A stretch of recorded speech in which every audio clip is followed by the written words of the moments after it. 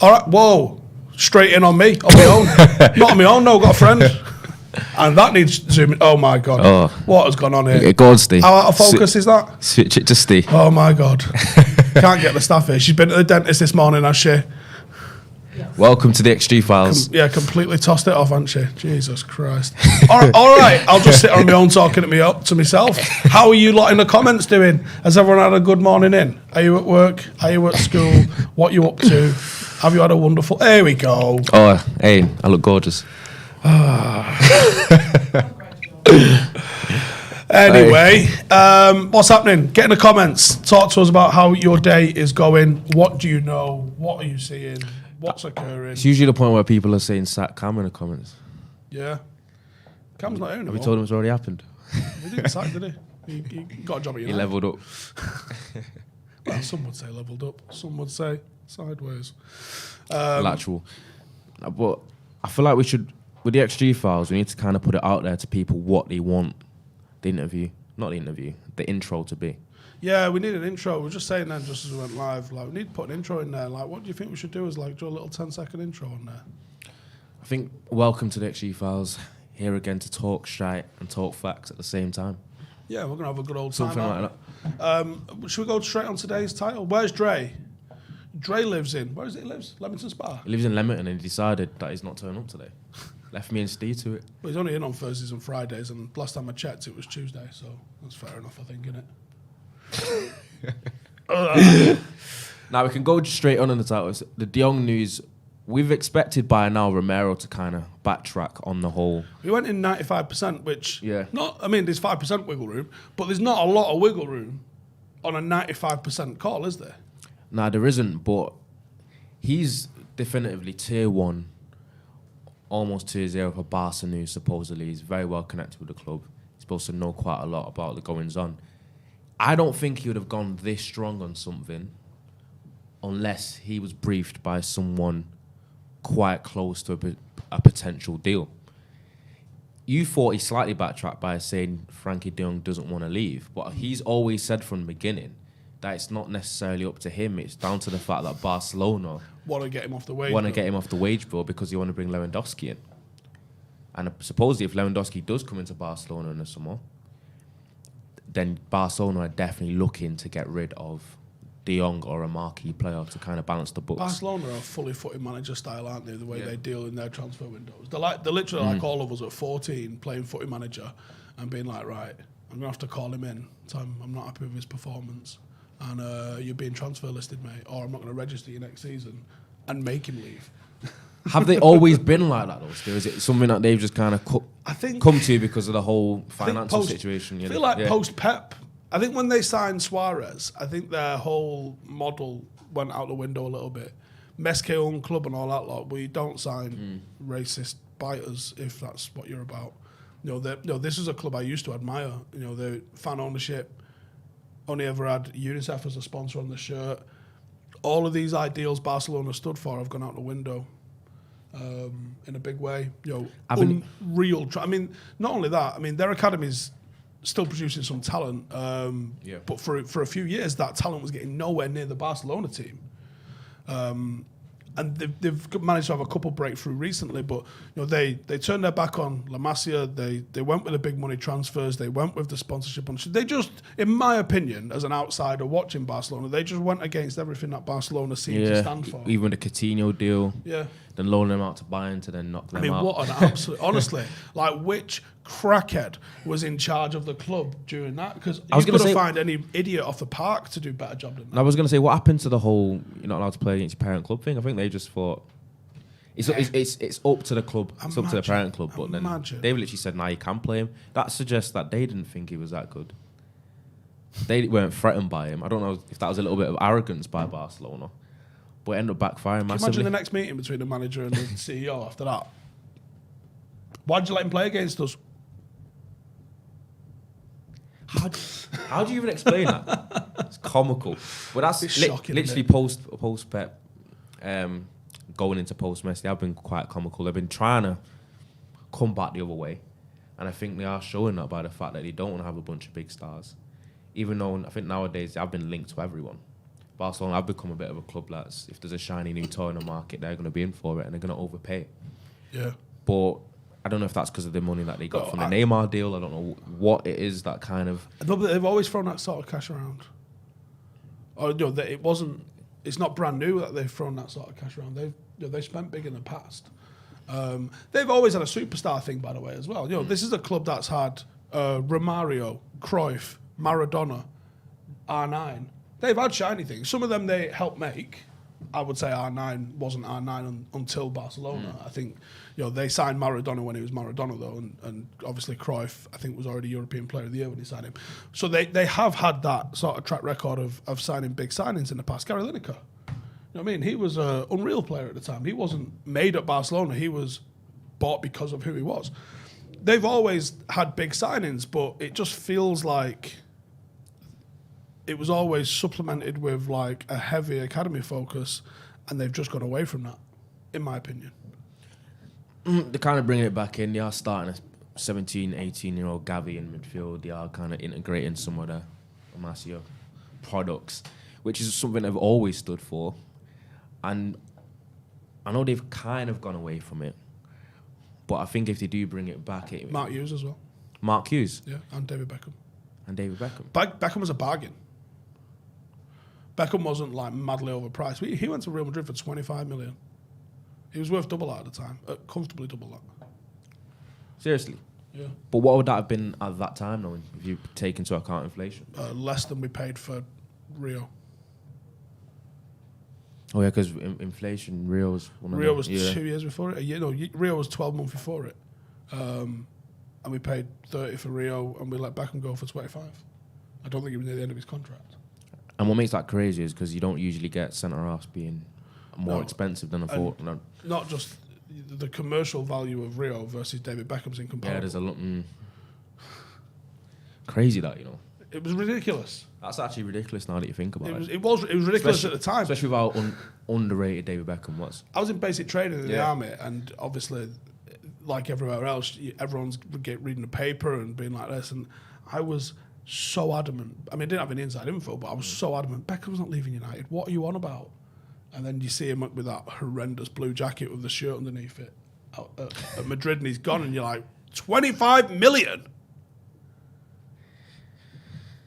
And that's not really the United way, though, isn't it? Actually, to be fair, how often do we actually make prof on our buys?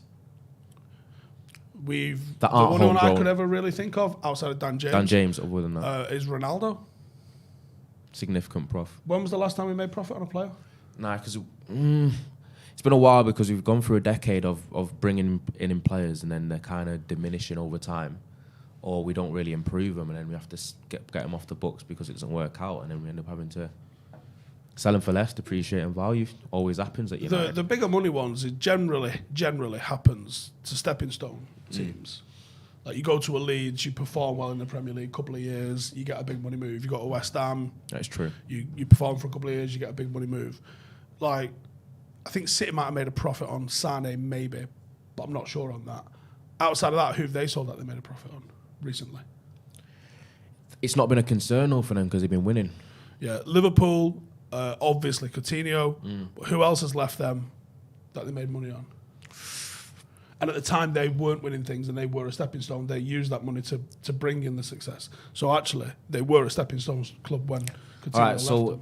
It's when you're at a club like United or City now, most of the moves, transfer-wise, can only be lateral or below, unless it's someone like Real Madrid. Generally, yeah. Or Barcelona or PSG with the spending power. Yeah. So you can only be going downwards, so then the price tag's always going to be a little bit less. Yeah, generally these clubs are your destination clubs. Juventus the same. They don't usually make a lot of profit on players, apart from when they do questionable dealings with Barcelona, where they just sort of wrote stuff down on FFP. With this whole transfer thing, though, and we spoke about Jong, we have literally gone into that whole roulette, link him to United. People in the comments saying Suarez, but they weren't winning stuff. Stepping stone. True. What I'm going to say, I'm not sure how much credence I'm going to put into most of these links. The whole De Jong thing, you can see it happening from a commercial standpoint. He's linked to Ten Hag. It's probably going to be something that's there throughout the transfer window. But especially because United get linked to everyone anyway. You even did a video on it. Now that we're going into a window where United are even more desperate than ever for a rebuild, it's been said by Ragnick, who's a consultant, Ten Hag said it, it's been notably said by everyone in the media that United need a massive overhaul. It's just going to increase that kind of circus of he's linked to United, agents briefing that United's contacted him to kind of clamour for a better deal for him. It's like none of the initial links on transfers of players are coming from England at the moment. You not noticed? And you think if it's from England, it's a little bit more credible? No, I didn't say that. I just said they're not coming from England, which I think it points to where leaks were coming from. Who we linked with? Timber. You haven't seen English journalists comment on that until like the third wave of the news. Okay. Jong, that came from Spain with Romero.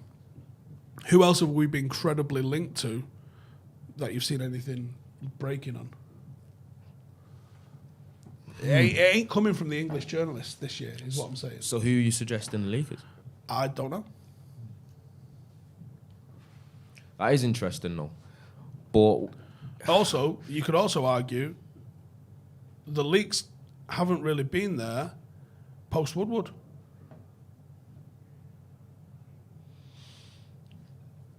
I'm trying to think who the Think leak would be. about the way the Ten Hag stuff came about. Do you feel like it's a bit of a tighter run ship now, in terms of? I would say the evidence suggests it is.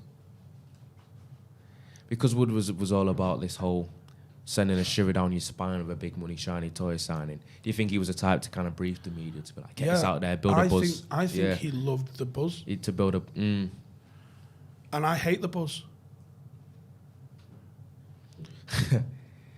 Because do you think the buzz creates leverage for the player that we're trying to sign on their agents? I don't know. I think Wood would like the drama. I think he liked the club being in the papers at all times, whether it was positive, negative. As a United fan, it's frustrating. I long for the days where, like, do you know the Veron signing? Yeah. I'm old enough to remember the Veron signing. I don't. Rio was different. Rio, there was a little bit of speculation. It was in the papers all around the World Cup and stuff like that. And you get excited about it because you're like, okay, at least good it is. But the signing kind of came out of nowhere. And now actually having spoken to Rio, it's understandable how it came out of nowhere because Rio basically just sat in the chairman's office until he sold him. But when you see like how the Veron won, like there was no talk of Veron coming to United. Not like 6 months of it. Look at the Sancho deal, for Christ's sake. Not 2 years of endless speculation. The Veron deal was kind of like, was it Sky Sports News? It might have been BBC at the time. I can't actually remember where it was, but it was on the telly, and it's like Manchester United have signed Sebastian Veron, and I remember my dad ringing me and going, oh my, and I was like, we were just jumping around the house, just being like, oh my God, he's unreal. We used to watch Italian football at the time. It was massive on Channel 4. And everyone loved that Lazio team. And he was unreal. And you just think, you're adding him to Roy Keane and Paul Scholes in midfield. Obviously it didn't work out, did it? No. But what I'm saying is, I would go back and love to sit back with that.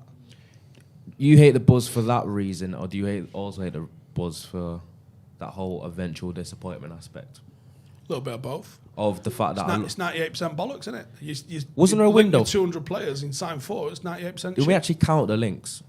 I remember early days of Paddock. It might have been a couple of years ago. Yeah, we were counting them. We did a thing where we counted the United links. Palmer, yeah. Well, that's, yeah. We counted the United links. Was it 200 links in one window, or was it 2 windows?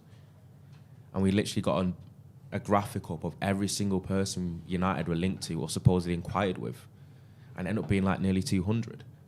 And who did we sign out of him? Was like 1 or 2? Yeah. It's 98% lies. Or maybe it's not lies. Maybe there was 10% we were genuinely, either talking to agents. Because you got to think, right? There's so many people involved in transfers. You might be an agent of a player. There might be the player. Might be the player's family. You might be the CEO of that club, the CEO of this club, the manager, that other player's manager. And then everyone's got a bit of a vested interest, and these transfers get leaked all over the place. Let's say your agent is like, right, maybe I can get my other player to replace this player because I know that they're selling this player and he's the same position. And I wouldn't mind him because they treated this kid right when I was there. I wouldn't mind them bringing him in. So maybe I'll start a little bit of speculation that to replace Ronaldo at wherever he is, they should sign this kid over here. And a lot of the transfer links are people playing games. Sometimes it's the selling club. Let's say Watford have come in for you. I'm United. Watford have come in for you. Fucking hell, that's not really a big link, is it? Let's say, who's Watford's rivals? Let's say Watford's rivals are in for him, yeah? Let's say Fulham are in for him, actually. Fulham are in for him. It's in the papers, and then when it's in the papers, then I can tell Watford, you've seen Fulham are in for him as well, right? And now either that hurries up that deal, or we can squeeze an extra $5 million out of them for that deal. It's either that or the links for a player that's contract's running down and they need some sort of bargaining power for a new one. Like we heard basically the Ramos a couple of years ago. There's quite a lot of players that do get linked to United for that very reason. But hopefully the buzz isn't as manic as it looks. Sorry, we've not actually covered the snub. So let's cover the news. No, so Romano was talking this morning saying that De Jong is apparently adamant that he wants Champions League football. Yeah. So he's not going Arsenal then? Yeah, he's not going Arsenal. And we might find time to take the piss out of Arsenal later. But Ten Hag's ringing him every day. Absolutely blowing his phone up by the sounds of things. And then Romero also sort of said the same thing, didn't he? Where he was like, he isn't keen to come. Now, we spoke about this a little bit yesterday. It's if you're a manager, understandably, and you're going to want players that you're familiar with, that know your tendencies, know what you require, know your expectations, and know your philosophy, just to kind of help. So you might want to bring one or two players with you. So it makes sense that he wants to bring Timber, he wants to bring De Jong, because there's already a built-in relationship there. And he's going into a United with a squad which is quite a fractured club. There hasn't been a clear philosophy over the past few years. There's going to be a complete change in the way we play. And that's going to have growing pains. And how do you alleviate growing pains? Have players that kind of know what you want.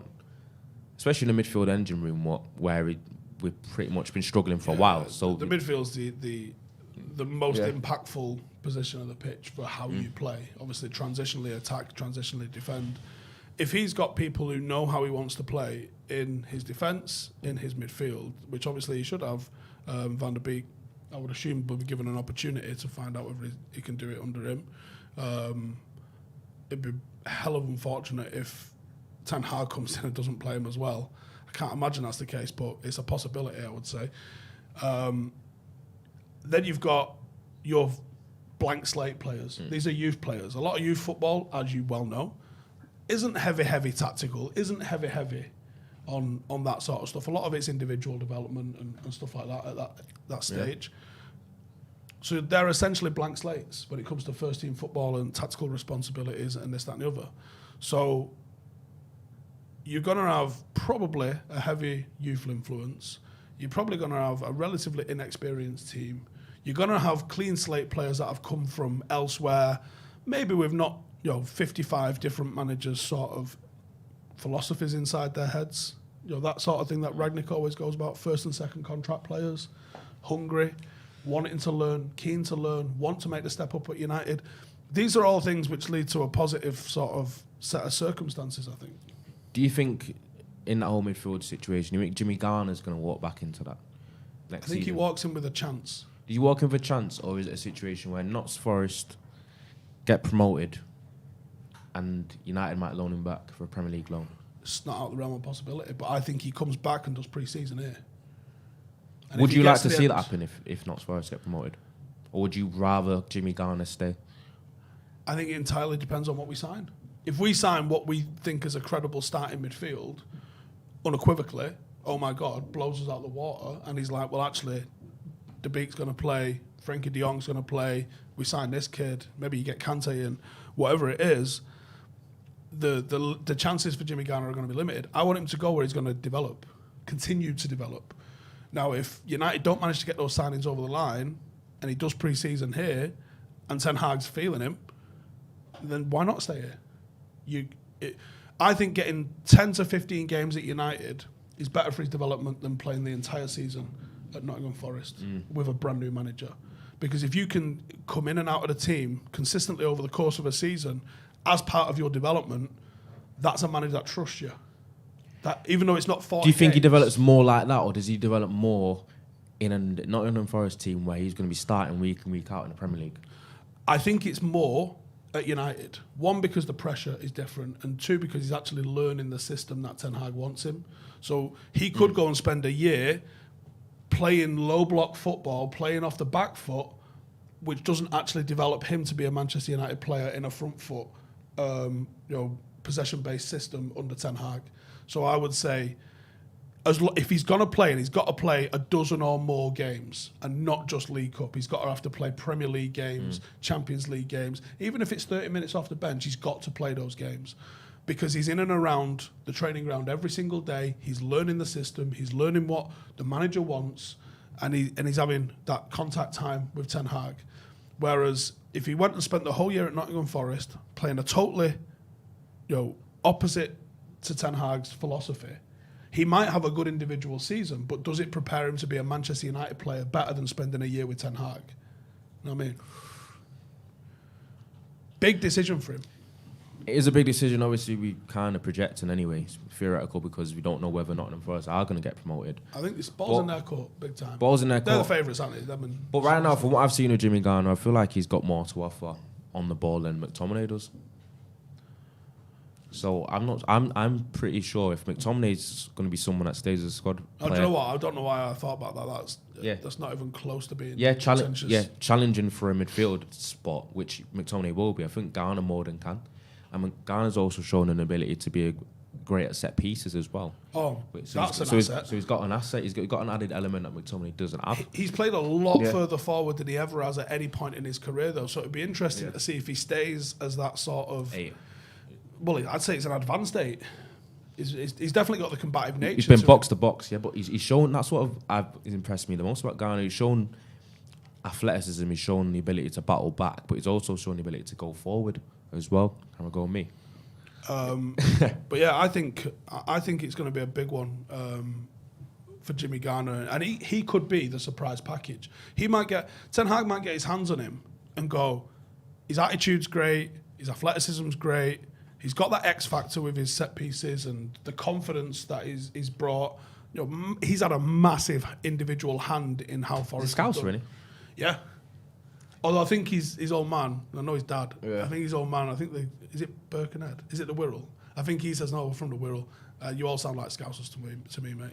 The Wirral say that they aren't really, are they? Yeah. They call them Wolves. But I know, and this might have been the same for you. I don't know. Did you play harder against United when I was at Liverpool? 100%. Right. I feel like. I don't think I had a game under an 8 out of 10 playing against United in the academy. How much was you shaking your house at United coaches? I'll be honest, when I was at the Liverpool Academy, I always had a slight feeling or thought process that I wanted to eventually end up at United. It's fair. I wouldn't have said naturally. So whenever I played against United or went to Carrington, I literally was on it. And my team was better than United's at that age group anyway. We used to batter United every week in, week out. Who else is it that made it in your team? Was Brewster one of them? And Irene was below me. We just had a really good team. It was a really aggressive team. Who was the striker in your team? It's someone everyone's heard of, isn't it? Jan Danda.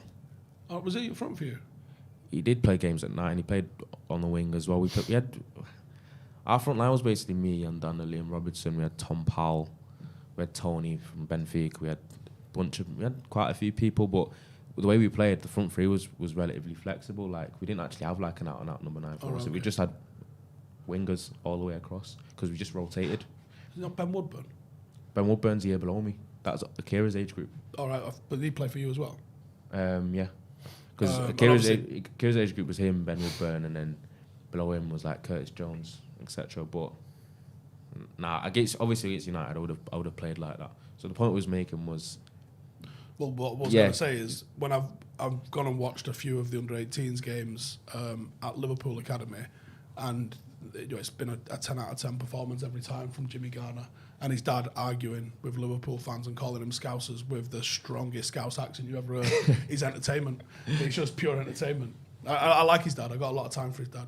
And I got a lot of time for Jimmy as well because he plays it the right way. He's got character in it. That might. Yeah. I was going to get on that. He captains United at every single age group, bar first team. And he's captain England. I think we fully sold it that Jimmy Garner needs to be in amongst it at the very least next season. Listen, it could be like a new signing. He gets a chance, and that's all I think he needs. If you get a chance, that's all you. As a player, I think that's all you can ask for. It's on him now. He's going to get that chance, I believe. As long as he doesn't manage to pick up an injury, let's hope not. As long as he stays injury-free, he comes into pre-season, the chance is there for him. And I wish him all the luck because I rate him high. Right, it's Manscaped time, innit? Sweaty sack summer is approaching, and it's time for you to prioritise the comfort of your crotch. And that's why the kings of crotch comfort, Manscaped. That sounds like a bit of a tongue twister, but I smashed it. They spent 2 years designing the most comfortable boxer briefs that are out there, and I've got the honour of testing out the new boxers, and I can tell you it's the softest fabric I've ever had around my cock and balls. So breathable, it's like gills for your groin. They've even trademarked it, the jewel pouch. Are you having that? So you know it's serious. I think it's time to invest in your family jewels. Let your bulge breathe and get 20% off and free shipping with the code XG20 at manscaped.com. Listen, I've been doing some hiking, right? I sweat so much the other day that the sweat was dripping off the peak of my cap. That's how you know you've put a session in.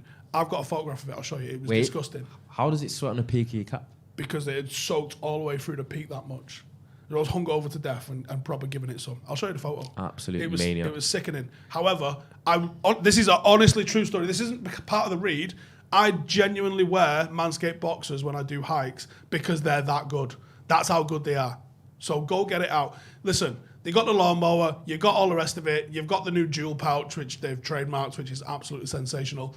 It's absolutely buttery soft around your old cock and balls, and that's what you need. You need comfort pants when you're hiking. Stop messing around. It's Manscaped, free shipping, 20% off. What do you buy? The man who's got everything, you get him a ball shaver for the summer. So go check it out. 20% off. XG20. There you go. I'll show you the photo. It's minging. Sounds disgusting. But that's how I put it in, mate. It was about the last 10 minutes or so of the hike. I was like, is it raining? Because there was some of them hitting my wrist. And I was like, is it raining? It ain't raining. And then I noticed a couple as they were dropping. Then when I stopped, there was loads. So I took a photo of it like that. Now I've just realised we haven't done yet, though. Well, we're not done yet. We need to talk about Arsenal last night. Oh, my God, yes. We had to have a little conversation about Arsenal last night because I went and got back in the comments of the the fixture list video I did with Joe. Joe always said Arsenal will fail. They were all like, "Man, we got games in hand, on yeah." But I knew you'd fail. Arsenal just never fail to let you down, though. When it comes to this whole, that's disgusting. You sure that's sweat? Yeah, it's sweat now. Yeah. It's like mud. Mud? That's vile. No, but the thing is, the only issue with this, and I think fellow XGers that I've been watching might actually see it, is Arsenal failing to get top four, which we thought they were going to do because they always bottle it. It means that Tottenham get it with Conte. I don't know if that's a great thing for us as well. Because I think if Conte gets backed at Tottenham, he's got enough in him to kind of build a bit of a stronger winning mentality that they've not had for a long, long time. Let me answer that in a sec. There's a super chat there, Justin. So let me just pull that super chat up. It's from CJ Legend 89. He says, if we don't get De Jong, I think Ibrahim Sangar from PSV for 30 million would be a good option. Let's have a look at him. Let's do a scout report on him because last night someone was spamming my comments about Sangar as well. And Ed has commented this load, so let's read it out. Steve, since your ITK, what happened with De Gea and McTominay scrap? Right, here's what I know. I asked some people and they said didn't happen. And then I've asked some more people and they said it was Hannibal and Tellez. And then some other people have said it was Lingard and Maguire. So here's what I think. No one has a fucking clue, and everyone's making it up. So I've not publicly said, here's what happened, because I've had 3 different versions of it. I think it probably didn't happen. Probably didn't happen. No, that's the vibe I'm getting. Usually when there's smoke, there's fire, though. That's true. So it must be... Could be a smoke bomb. Could definitely be a smoke bomb. Could be a smoke But bomb. what are the comments that you said underneath that why Arsenal will fail video? Loads of people just saying that they obviously thought they were getting top 4. Tottenham came from way back, to be honest. Here's what I said, or what me and Joe said. I said, I think Arsenal are going to balls it up because they was entering a period where they had to play 2 games a week, and they've had all season playing 1 game a week, and that is a huge advantage. And I thought they were going to balls it up through that. Then I said the caveat that I give was I also think United are going to balls it up and not take advantage. And then I think it was Joe that said you might have to watch out for Tottenham here. So if anyone gets a bit of credit here, it's Joel Smithiano. Nah, he can't say that. I've said that for ages. I thought Tottenham were getting it because I just thought they had a little bit more in the tank and they had a massive advantage with Conte over Arteta. And this whole 1 game a week thing that they've not capitalised on, I think... Oh, they could be screwed with Europa next year. Gary Neville was saying it yesterday. That game yesterday, that 2-0 loss that might have stopped them getting top 4, could be huge for Arsenal for the next couple of years. Because they're not the 4th best team in the league. Nope. I don't think they're much better than us, if I'm honest. I think we all have to start looking over our shoulder at Newcastle because they're going to be on 1 game a week next year. They're going to go off like an absolute rocket in summer. They're going to sign some madness this summer. What can they sign up? Who can they sign with the fact that they've got no European football to offer? I know they got Bruno. City did it. It took them City no... did. They went from nothing Joe and in Benjani 4 years. Yeah, but in 4 years, they were champions. And I think in 3 years or 2 years, they were in the Champions League. So it can happen like that. And you think Newcastle could do it faster? I think they might do it faster because everyone's seen the trajectory that these other oil clubs have gone on and gone, yeah, get me in there. I'll be the Vincent Kompany. I'll go there first season. I'll stay there for 10 years. Some people will think like that. Because their team already looks like a strong mid-table... Could someone test Joe Linton's piss, by the way? What do you know what I mean? Listen, I was watching Joe Linton last night and I was like, how can you be like a failed striker and then turn into some sort of Yaya Toure regen in midfield? Like, it was insanity. Where's Ethan? I need to speak to him about that because I was like... He's definitely been drug tested loads. 100%. Him and Conor Gallagher. I heard Conor Gallagher got loads for the fact he was running like 13k every game for Palace. He's done nothing in the last 2 months, though. Yeah, it's faded. Not surprised. There's been a few, haven't there? So I saw a tweet last night and I was going to quote tweet it, then I thought, I just can't be asked with Arsenal fans. I'm just going to sit here and enjoy it.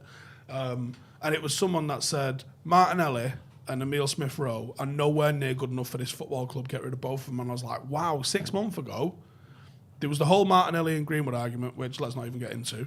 But the whole Smith-Rowe thing, the guy was on like nearly a goal a game on the early doors in the season. Yeah, I thought it was Greenwood, Saka. But even you know, I really rate Saka as a player, but he's going down this wrong, annoying trajectory of as soon as anyone touches him, he's on the floor rolling around, acting like he's been shot. He needs to be a little bit tougher. I can't believe he's up for Player of the Year. That's insane. Yeah, because Gerrard come out after it saying against the Villa-Liverpool game saying that he thinks Saka needs to toughen up a little bit and he got slated for it. And if you actually watch Saka week in, week out, he does. And it's not... I'm just talking about the whole diving aspect. He's a nice guy, good player, he doesn't need to do all that. But I think Arsenal do overrate a lot of their players. Oh my God. Like, there's never been a fan base that blows the players up. It's been so long since they had world class, they don't have a fucking clue what it looks they like. said Tomiyasu was the best right back in the league. Look at Ramsdale. I know Ramsdale, he's not even human. Don't get me started on him. I know you didn't watch the first part of the game because you was live. The first half an hour, I have not seen a murder on the pitch take place like St. Maximum against Tomiyasu. It was absolutely... That would have got him 10 years in Belmarsh. He's got the potential to do that to almost all. No, that's the thing. He can do that to anyone, but Tomiyasu is meant to be this really good defensive right back. He ripped in so much that he pulled a hammy 35 minutes in. He did the whole he literally just got ripped, and then the ball's gone out of play, and then Tomiyasu's on the floor getting his hammy. See Bellerin crying at Betis last night because he's got to go back to Arsenal. I don't know if that's the reason, but he was crying on the pitch. I didn't see that. Darren Cox says training ground bust-ups happen at every level of the game. Just shows people care. Nothing to worry about unless the same people keep doing it and can't get along. We had 2 fights at training last year. Yeah, fight's normal, but it depends at the level it gets to. If it's like a full-on bust-up, then it's a bit mad. What's your stance on fighting at training? I don't think I've ever seen you go for anyone at training. I would if it was necessary. I'm not obviously I'm a chilled guy, but it's one of those where Not training, you're not. playing football, I'm not chilled. Because my thing as manager is I just watch it. I'm not going to stop it. I think from my experience, when it does happen, managers kind of just wait for it to finish and then they just send them both in. Usually. Yeah, I'll have a word with them afterwards. They either send them both in or they'll just be like, I'm going to watch and carry see how it plays out. Because I think there's been one where it's like just said, oh, you, after the kind of scrap done and the melee's over, it's just like, you two, get out of the sesh. And then that's it. Over and done. Arteta just got a new contract a few weeks ago, didn't he? No. Do you know what? I'm not so sure. Like Arteta's like a terrible gaffer. I'm just thinking Arsenal just poisoned. Do you know what I mean? He's got him a little bit more structured. He's benefited from the fact that they didn't have European football. But I just feel like I look at their squad. I look at what the personality and the kind of culture around Arsenal. They have a lot of the same issues that United have in terms of there's just something intrinsically wrong with the club when it comes to mentality and winning. And I don't know if it comes from their owners the same way it comes from ours. I don't know if that's something that filters down, but I think, unfortunately, it's between us and them who's going to be least shit the fastest. I'd still back us, though. I think United will be there or thereabouts much, much faster than Arsenal will. Yeah, maybe. I think what's going to be important is obviously we're both in the fucking Thursday Night Cup next year. I think they've doomed themselves for the next 5 years yesterday, you know. That looked like a... Big call, that. No, if you saw the game... If they'd got Champions League, they could have brought in some pretty good reinforcements. Because we was looking the other day, weren't they, that they was linked with... I'm going to fuck this up, but they were linked with Tielemans and two others. Who were the other two that they were linked with? It was good ones. Tielemans... I remember in the comments, because I think I quote tweeted it and was like, shit, that would actually be good. But there were three players and you go, oh yeah, that actually sorts them out in a big way, because they do have some good youngsters that have done all right. Not as much as Arsenal fans think they've done, but they've done all right. And I think... They've had a lot of luck with injuries as well. Yeah. They've started to be in one game a week. Yeah, they've started to lose games as soon as their injuries... What do you think's going to happen next year? Because their squad was much to know. They literally went on a run for about 3-4 months. Gabriel Jesus is one of them. Yeah, so it was Jesus, Tielemans. I can't remember who the other one was. I don't think they get Jesus now. No, I think they needed the Champions League for it. Sterling. Thank you. That was it. Yeah, Sterling. No. So yeah, those three signings leveled them up, and I thought they would have been really astute, experienced signings that take them somewhere. But I think Europa League now, you ain't getting them free. Jesus is like 24, 25, and he's banged goals in for City over the years. He's never been like a staple of their attacking options or whatever, but I think he's done enough, and he's got enough credit in the bank where he can entice a club that's in the Champions League football to sign him. I don't think Arsenal's going to be at the front of his list. Do you know what I mean? No, not now. And I think you might be right on that. It's set them back that far because, the signings this summer have just changed in a big way. I think United, because we're in and out of the Champions League, still have that pull. Maybe, although we're calling this a snub on the back of De Jong saying he don't fancy it because of us not being in the Champions League. That's what I was saying. I think we spoke about this in one of the previous XGs about the fact that Arsenal have gone 5 years, which might now be 6 unless Tottenham can still mess up if they lose to Norwich. And that would be a very Tottenham thing to do. I did say that. Oh my God. Do you know what I mean? But Arsenal... not with Conte. No, not Conte. The 5 years thing is massive because we started to see in the last couple of windows that more often than not, Arsenal do get snubbed by nearly every player that's linked to them. Saw it with Vlahovic in January as well. A player gets linked to Arsenal, their agent probably tells them, Arsenal want you. They're like, no, I don't want to go there, basically. I think that seems to be the whole vibe now. They don't have to pull anymore. They don't have the Champions League football. There's nothing that entices a big player to go there. And now that they've gone through 5 years, it's become basically embedded into what Arsenal is.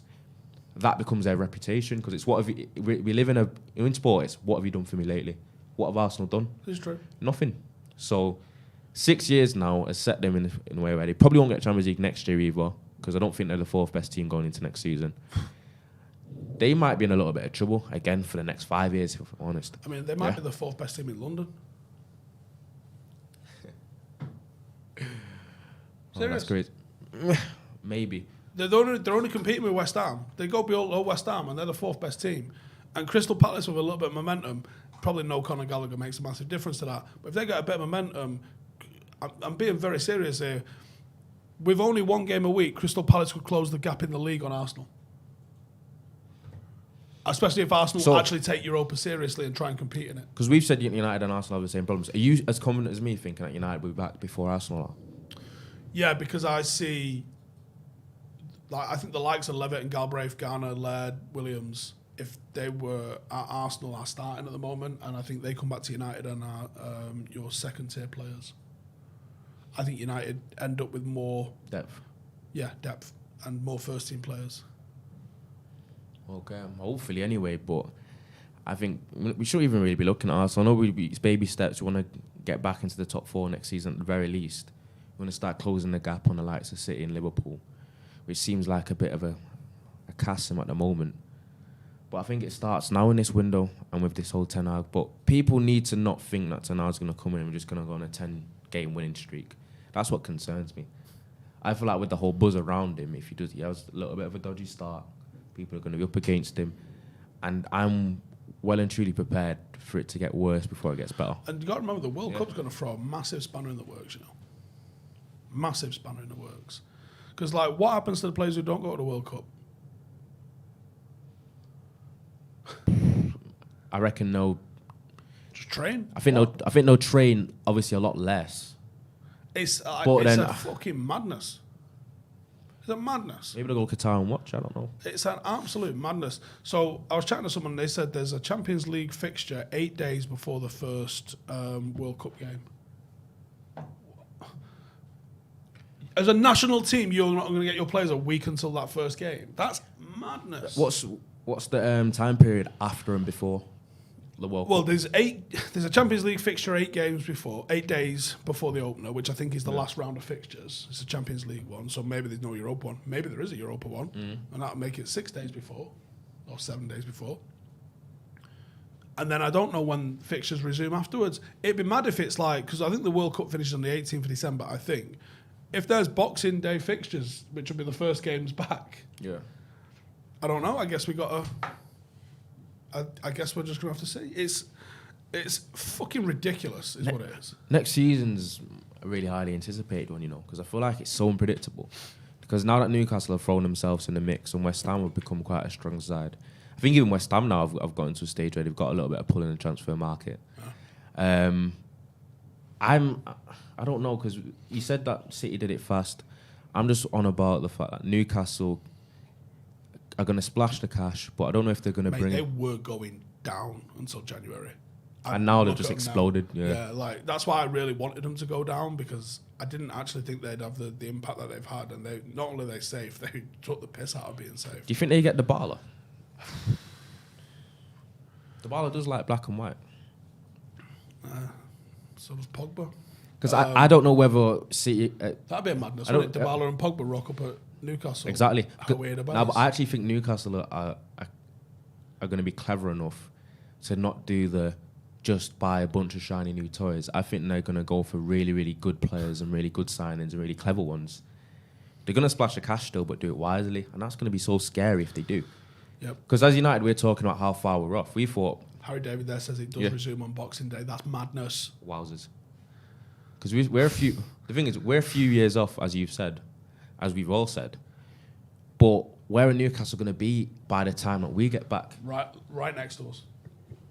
Right next to us. Because we got to turn an oil tank around. They don't. They're just building. Anyway, on that one, cheers for tuning in. Cheers to Ronnie. Cheers to you lot for coming and spending Before we go, I some think we time should do that. morning. I think we should sell him Harry Maguire. Might derail him. Right. Make sure to check out all the rest of the videos. If you've not seen last night's, go check it out. There's going to be a scout report coming today. Tomorrow there's how United are actually going to rebuild this squad, so make sure to check out both of those. Cheers for tuning in. Make sure you're shaving your nuts ahead of Christmas. XG20 is going to get you 20% off and free shipping. Look, you'll have a man in your life that you don't know what to buy for. Go and get him some ball trimmers and make dinner really awkward. But cheers for tuning in, and we'll catch you in the next one. Bye-bye.